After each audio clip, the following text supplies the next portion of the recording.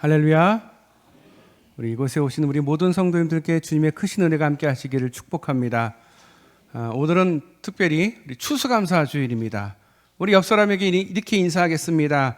예배에 오신 것을 환영합니다. 여러분을 축복합니다.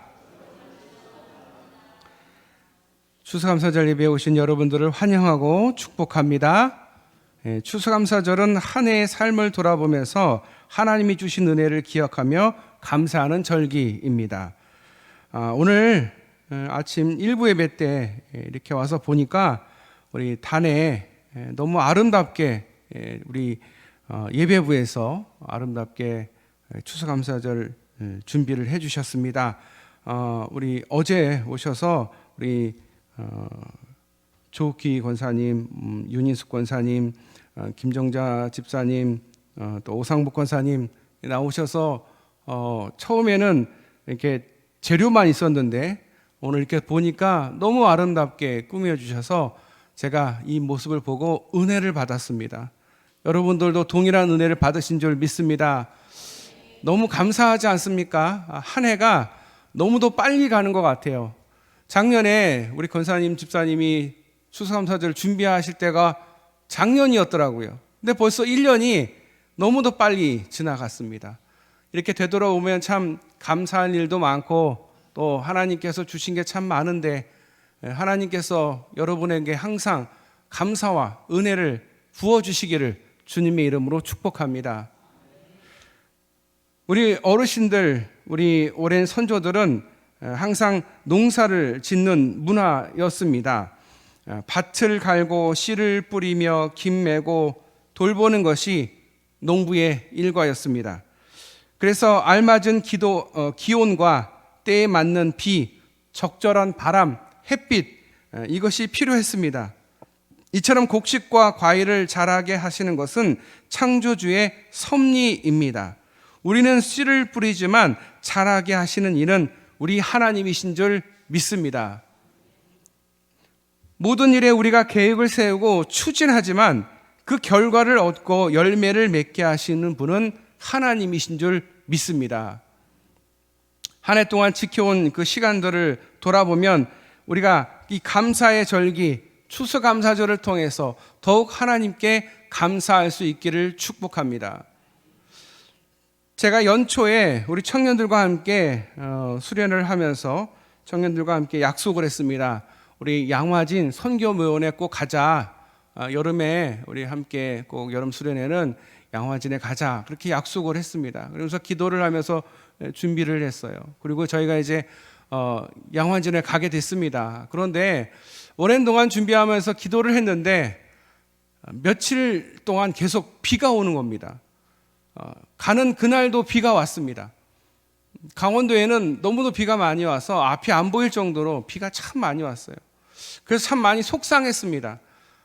양화진에 가서 묘원 앞에, 묘지 앞에, 묘비 앞에 서서 설명도 듣고 그래야 되는데 비가 많이 오면 질퍽질퍽한 데를 걸어가면서 우산을 쓰고 그 설명을 들어야 한다 생각하니까 왠지 마음이 한켠 아팠습니다.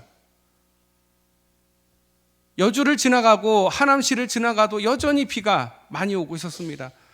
그래서 열심히 기도하고 준비했는데 참 열심히 계획하고 준비했는데 왜 당일날 이렇게 비가 많이 와서 이렇게 힘든 상황이 됐을까 이렇게 걱정하고 있는데 잠실쯤 가니까 비가 그쳤습니다.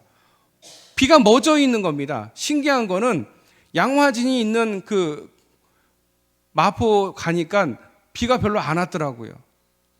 땅도 별로 질지가 않더라고요. 너무너무 신기했습니다. 하나님 앞에 감사할 수밖에 없었습니다. 계획은 우리가 하지만 결국 그것을 완성하시는 분은 하나님이신 줄 믿습니다. 양화진에 도착해서 선교사들의 묘원을 다니면서 선교사들의 그 아픔과 고통과 그 슬픔을 어떻게 선교를 했으며 어떻게 우리에게 많은 유산을 남겨주었는지 설명을 들을 때 참 감사하고 참 마음이 아렸습니다. 그 사람들 생면부지 처음 보는 초선이란 땅을 향해서 그 정말 잘 살고 있는 호주나 미국이나 영국이나 이런 부자 나라에서 굳이 가장 가난한 나라에 와서 복음을 전한다라는 것이 사실은 굉장히 어리석고 바보 같은 그런 행동이고 결정이었을지 모르지만 그들의 그 열심과 그 노력이 있었기 때문에 우리가 이렇게 복음화를 경험하게 되지 않았나 생각이 됩니다. 그래서 우리는 참 감사합니다. 빚진 게 너무 큽니다. 만약에 우리가 북한에서 태어났다면 예수님을 제대로 믿고 구원을 받을 수 있었을까? 어느 누구도 장담하지 못합니다. 북한에서는 여전히 성경을 볼 수도 없고요. 모여서 예배를 절대 드리지 못합니다. 물론 교회도 있고 예배당도 있지만 그거는 그냥 선전선동을 위해서 있을 뿐이지 실제로 예배를 드리는 사람은 없습니다. 다 지하 땅굴에 숨어서 목숨 걸고 예배 드리는 사람이 수십만 명이라는 얘기를 들었습니다. 그런데 우리는 이 대낮에 이렇게 감사하게 하나님 앞에 예배 드릴 수 있는 것 자체가 얼마나 감사한지 모릅니다. 하루하루 이렇게 살아가는 게 얼마나 감사한지 모릅니다. 전 세계 인구 중에서 다음 끼니를 걱정하는 사람이 거의 90%입니다. 그런데 우리 10%에 속하는 우리들은 다음 끼니는 걱정하지 않지 않습니까?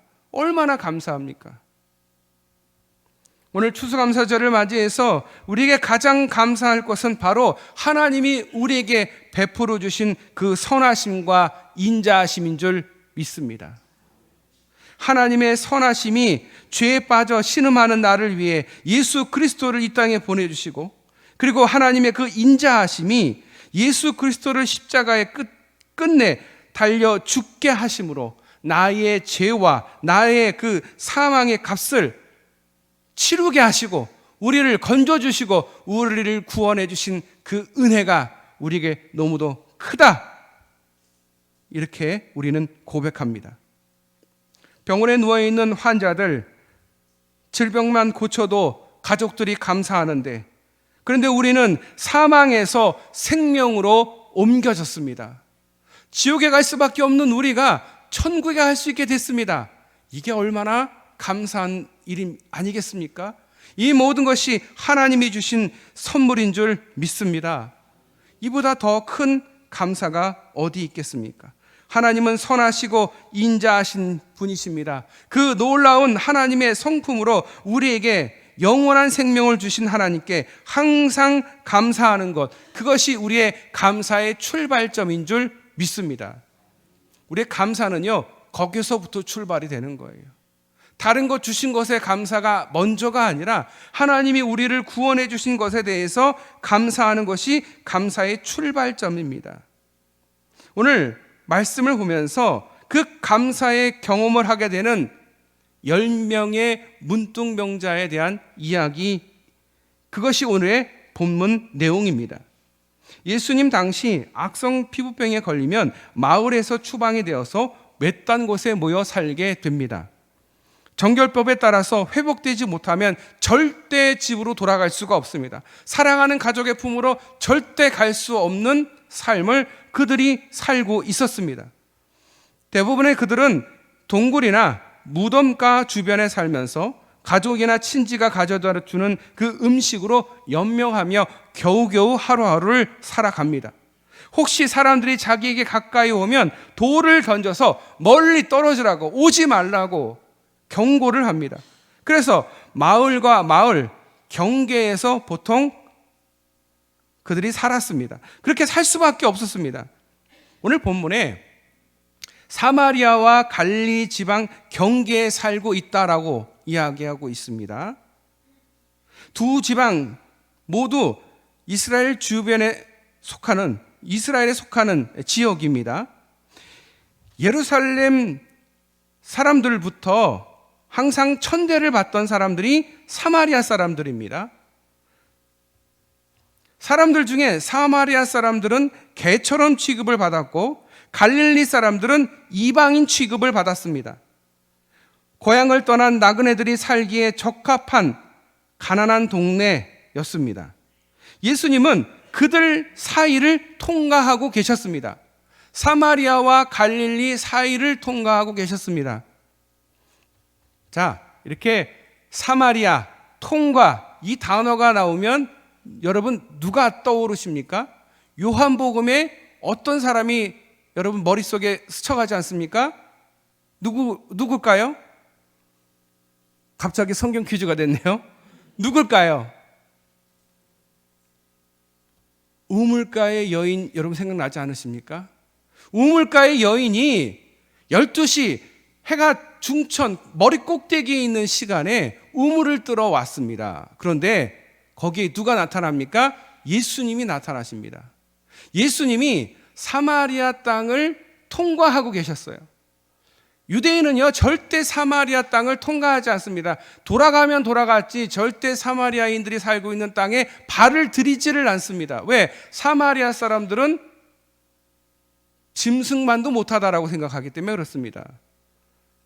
외부 이방인들과 피가 섞였기 때문에 저들은 유대인이 아니다라고 굉장히 미워하고 혐오하던 존재가 사마리아 사람들인데, 유대인이신 예수님이, 그것도 남자가 낮 12시 아무도 우물가에 나와 있지 않을 그때에 우물가에 가십니다. 그리고 우물가에 이 여인을, 사마리아 여인을 만나게 됩니다. 왜냐고요? 어느 누구도 그 여인을 구원할 수 없기 때문에 그렇습니다. 유대인도 그 여인을 구원할 수 없고 사마리아인들도 그를 구원할 수 없었어요. 오직 예수님만이 가능했기 때문에 예수님은 그 시간에 그곳으로 통과하신 것입니다. 절대 아무도 발을 들이지 않는, 유대인이라면 절대 가지 않는 곳으로 예수님이 가신 거예요. 그리고 그 여인을 만나고 그 여인에게 구원을 선물로 주셨습니다. 그러니 그 여인이 얼마나 감사합니까? 그래서 동네방네 소문을 내고 소리를 지르면서 예수님을 전하지 않습니까? 마찬가지예요. 갈릴리와 사마리아 사이에 어느 누구도 살지 않는 그곳에 10명의 문둥병자, 그들이 거기에 모여 있었습니다. 그런데 그 사람들이 예수님이 지나가는 것을 보면서 멀리서 예수님을 부르짖습니다. 예수 선생님이여, 우리를 불쌍히 여기소서. 가까이 갈 수가 없어요. 가까이 갔다가는 돌 맞아 죽습니다. 그러니 멀리서 예수님의 행렬을 보고, 예수님을 보고 선생이여 우리를 불쌍히 여기소서 이렇게 소리를 지릅니다. 예수님을 선생이라고 하는 것은 랍비를 의미하는 것입니다. 그 얘기는 예수님이 랍비고 예수님이 가르치는 사람이다라는 사실을 나병 환자들은 알고 있었다라는 거예요. 남들이 없는 곳에 이렇게 유배되어 있지만, 격리되어 있지만 소식을 들은 거예요. 사람을 고치시고 죽은 자도 살리시고 오병이어의 기적을 일으키신 예수님이 지나간다는 걸 안 거예요. 그래서 자기들을 살려달라고, 구원해달라고, 자기들도 고쳐달라고 소리칩니다. 예수 선생이여, 선생님이여 우리를 불쌍히 여기소서. 그런데 예수님이 놀라운 말씀을 하십니다. 그들에게 제사장에게 가서 자신의 몸을 보이라 말하십니다. 당시 몸의 회복을 판단할 수 있는 사람은 제사장입니다. 그리고 몸에 회복이 있으면 다시 집으로 돌아갈 수 있도록 허락하는 것도 제사장의 일입니다. 그러니 제사장에게 간다라는 뜻은 몸이 회복되었다, 고침을 받아서 허락을 받기 위해서 가는 것입니다. 예수님 말씀에 순종해서 그들은 제사장에게 달려갑니다. 그 얘기는 나았다라는 그 예수님의 말씀을 믿었다라는 거예요. 자기가 나았다라는 거예요. 그래서 그것을 보여주기 위해서 제사장에게 달려갑니다. 여러분, 달려간다는 게 뭘까요? 확신하는 거예요. 확신하는 거. 예수님이 그 얘기할 때 고쳐졌나? 궁금증을 갖고 있는 게 아니라요, 믿는 거예요. 믿으니까 더 기쁜 마음으로, 더 열심을 가지고 달려가는 거죠. 그것이 그들의 신앙입니다. 말씀을 듣고 순종하는 것, 그렇게 순종함으로 생겨나는 믿음. 구약성경 열왕기 하 5장에 보면 나아만 장군이 나옵니다. 나아만 장군, 하나님의 사람 엘리사에게 가서 병고침을 받게 되죠. 어떻게 병고침을 받습니까? 엘리사의 말에, 그 말씀에 순종했으니까 나아만이 고침을 받지 않습니까? 10명의 나병 환자도 예수님의 말씀만 듣고 순종하여서 제사장에게 달려가던 중 자신의 몸이 깨끗해짐을 깨닫게 됩니다. 자, 그러자 그들 중에 한 사람, 거기 가던 한 사람이 가던 길을 바꿉니다. 어디로요? 예수님께로 달려갑니다. 자기가 나병이 있을 때는 절대 예수님이 가까이 오면 안 돼요.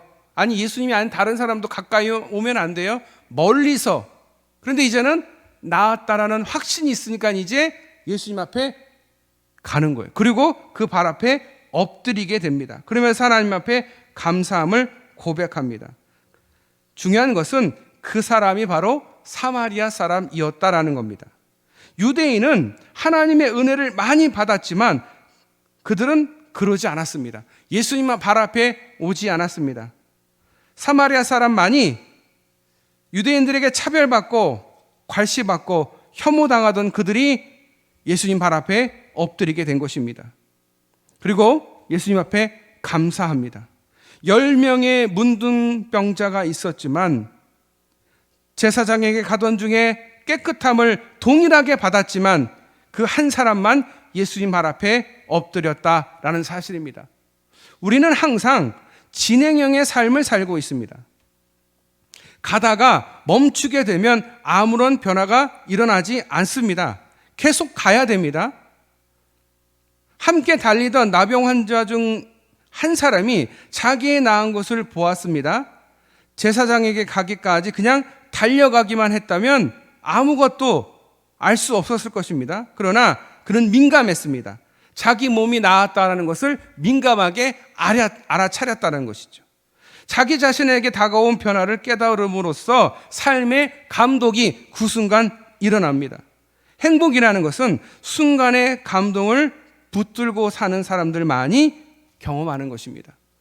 직관적으로 딱 아침에 일부 예배 때 와서 이 단 밑에 있는 이 아름다운 이 추수감사를 의미하며 하나님 앞에 감사하는 이것들을 볼 때 얼마나 제가 은혜를 받았는지 모릅니다. 설교 전에 제가 벌써 은혜를 받고 올라가게 됐습니다. 이게 얼마나 큰 감동인지 모릅니다. 민감하면 가능한 것 같아요. 우리 성도님들이 얼마나 교회를 사랑하시고 얼마나 애를 쓰시는지, 그런데 이 모습을 보니까 얼마나 수고하셨는지가 제가 충분히 마음에 와닿더라고요. 민감한 사람이 감동을 받는 것 같아요. 9명이 갔지만 한 사람만 그 감동을 느끼고 예수님 발 앞에 엎드렸던 것 같습니다. 곧장 예수님께 달려옵니다. 자신 현재의 그 감동, 그 감사를 하나님 앞에 드러내고 하나님 앞에 알리면서 감사하려고 했던 그 모습. 우리가 기도하다가 길을 걷다가 말씀을 읽다가 성령의 감동이 임하면 즉시 행하는 것이 진정 행복을 누리는 길인 줄 믿습니다. 여러분, 말씀을 읽다가 하나님의 은혜를 경험하셨습니까? 기도를 하다가 은혜를 경험하셨습니까? 이게 행복한 거예요. 아무리 기도해도 감흥도 없고 아무리 말씀을 읽어도 감흥이 없으면 이 얼마나 슬픕니까? 얼마나 불행합니까? 그런데 기도할 때, 길을 걷다가 하나님을 생각할 때, 또 말씀을 읽다가 성령의 감동을 받고 그렇게 살 수 있는 게 얼마나 행복한지 몰라요. 하나님의 일을 하는 사람들이 열심히 하나님의 일을 할 때에 그 모습을 보면서 감동받는 거, 그게 참 은혜인 줄 믿습니다. 여러분도 하나님의 일을 위해서 애쓰는 사람들을 보면서 감동받고 은혜 받으실 수 있기를 바랍니다. 저 사람이 얼마나 하나님을 사랑하면 저렇게 열심히 살까, 열심히 사역할까, 그런 마음이 있어야 돼요. 아이고, 할 일 되게 없네, 저 교회 일 저렇게 하고 있고, 이런 부정적인 마음, 이런 악한 마음을 갖는 게 아니라 참 수고하신다, 하나님을 위해서, 교회를 위해서 참 수고하신다, 너무 훌륭하다, 이런 마음이 드는 저와 여러분 되시기를 축복합니다. 그런 사람이 복 받는 거예요. 오래전에 우리 신앙의 선배들이 이런 경험을 가르쳤습니다. 성령에 민감해야 한다. 기도하다가 누군가가 날 때가 있습니다. 기도하다가 누군가에게 연락을 해봐야지 하는 생각이 들면 그대로 했을 때 그것은 언제나 기쁨이 우리에게 허락이 됩니다. 언제나 행복해집니다. 언제나 경이로움을 겪게 됩니다. 제가 기도를 하고 있었어요. 제 잘 알고 있는 예전 모교의 선배님이 저보다 나이가 2살 많으신데 대장암에 걸려서 대장을 다 드러내버렸어요. 그래서 제대로 먹는 게 없으니까 지금 몸무게가 30에서 35kg라는 얘기를 들었어요. 여러분 30kg에서 35kg면 사람이 아니에요. 뼈하고 가죽만 남은 거예요. 성인이 30kg라는 것은 거의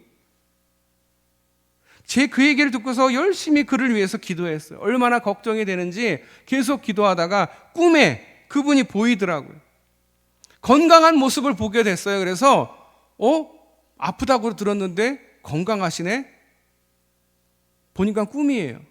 그래서 제가 계속 고민했어요. 고민하다가 병원에 계시니까 문자를 드렸어요. 몸은 좀 어떠시냐고. 제가 꿈에 우리 선배님 봤는데 많이 건강해지는 걸 봤다고. 그랬더니 답장이 한참 있다 왔어요. 지금은 이제 40kg를 조금 넘었다고. 더 살이 쪄야 되는데 아직 그렇게 살이 안 찌고 있다고. 살이 많이 빠지면요, 여러분, 병에 약해지는 거예요. 좀 저처럼 이렇게 좀 몸집이 있으면 잘 좀 견디는데 이게 마르면 잘 못 견딘다라는 거죠. 많은 분들이 기도 부탁하셨는데 제가 기도가 절로 나오더라고요. 저보다 나이가 2살이 많다는 얘기는 아직 50대 초중반이라는 얘기예요. 아이가 10년 만에 아이를 얻어가지고 아직도 초등학생이에요. 아이예요, 그냥 아이.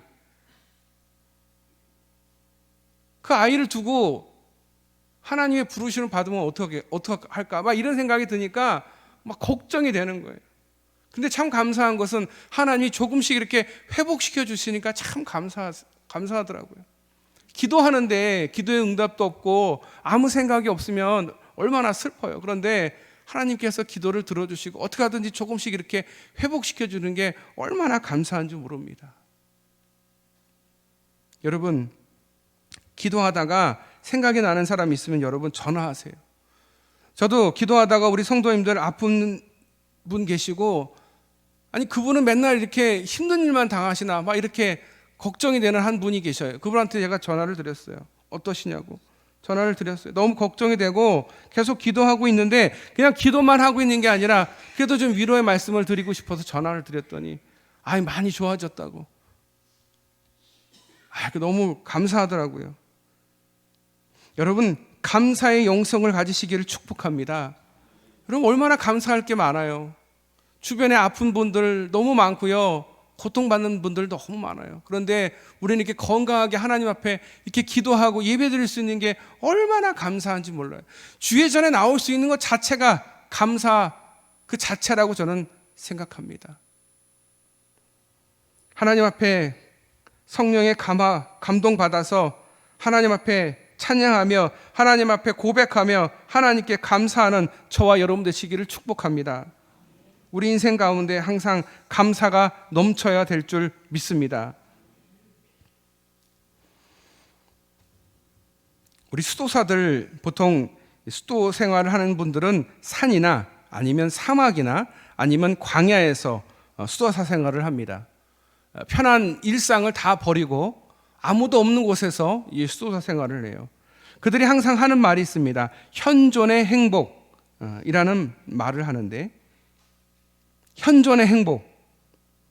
지금 성령께 순종하며 행복하였고 지금 성령께 순종하는 기쁨을 얻는 것, 그것이 현존의 행복이라는 것입니다. 감사를 잊지 말고 살아야 할 때 또 하나의 이유가 있습니다. 우리 인생의 길은 아직 끝나지 않았습니다. 우리에게는 아직 가야 할 길이 아직 많이 남아 있습니다. 누가 이 남은 길을 행복하게 갈 수 있게 하느냐? 내가 하는 것이 아니라 하나님께서 우리를 감사의 길로 인도해 주셔야만 현존의 행복을 체험할 줄 믿습니다. 항상 감사하는 저와 여러분 되시기를 축복합니다. 본문의 이 주인공, 이 나병 환자가 경험한 행복, 하나님께 치유받고 또 하나님 앞에 엎드려서 하나님께 감사할 수 있는 저와 여러분이 되실 수 있기를 축복합니다. 하나님이 주신 게 너무도 많아요. 근데 그것에 대해서 감사할 수 있는 그런 감사의 영성을 가지시기를 바랍니다. 그 주인공이 예수님 발 앞에 엎드렸을 때 예수님이 뭐라고 말씀하시느냐? 19절입니다. 그에게 이르시되 일어나 가라, 내 믿음이 너를 구원하였느니라 하시더라. 그의 육체의 치유를 인해서 감사했더니 그의 영혼을 주님께서 보장해 주신 것입니다. 구원해 주신 것입니다. 여러분, 육체의 치료가 먼저가 아니에요. 그게 중요한 게 아니라요, 우리의 영혼이 구원받는 게 더 귀한 일인 줄 믿습니다. 몸이 아프다가 나을 수도 있고요, 또 건강하다가 아플 수도 있어요. 그런데 내 영혼이 죽지 않도록 기도해야 됩니다. 내 믿음이 너를 구원하였느니라. 어떤 성경학자들은 이것을 믿음으로 육체의 치유를 받은 것이다, 이렇게 말을 합니다. 그런데 다른 9명, 믿음으로 제사장에게 가는 그 사람들은 어찌 보면 그들도 믿음은 있어요. 믿음이 있는 건 똑같아요. 그러나 주님 앞에 엎드린 사람은 단 한 사람이었다라는 거예요. 그런데 그것이 바로 진정한 믿음의 길인 줄 믿습니다. 우리가 믿는다, 좋아요.